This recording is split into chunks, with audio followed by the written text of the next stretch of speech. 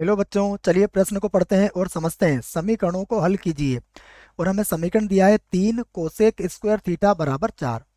प्रश्न को हल करने से पहले प्रश्न के लिए हम मुख्य अवधारणा लिख लेते हैं, जिसकी सहायता से हम इस प्रश्न को हल करेंगे। तो प्रश्न के लिए अवधारणा मुख्य अवधारणा में हम प्रश्न से संबंधित व्यापक हल ज्ञात करने का एक सूत्र लिखेंगे। देखिए सूत्र क्या होगा, हम यहाँ लिख लेते हैं। यदि यदि साइन स्क्वायर थीटा बराबर साइन स्क्वायर अल्फा हो, तो इस स्थिति में व्यापक हल जो होता है थीटा बराबर ये होता है एन पाई और प्लस माइनस यहाँ हो जाएगा अल्फा। और यहाँ पर जो एन होगा वह सदैव एक पूर्णांक होगा। यह सूत्र है जो आपको इस प्रश्न के लिए याद रखना है। चलिए दी गई समीकरण को लिख लेते हैं। तो समीकरण, हमें जो समीकरण दी गई है वो है 3 और उसके बाद है कोसेक स्क्वायर थीटा बराबर है 4।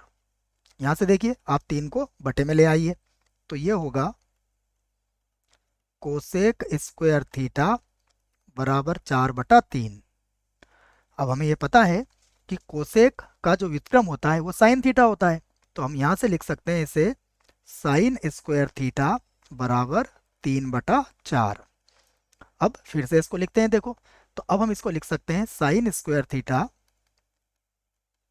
बराबर ये जो 3/4 है यह हो जाएगा वर्गमूल 3/2 और पूरे की घात यहाँ पर हम 2 लगा सकते हैं।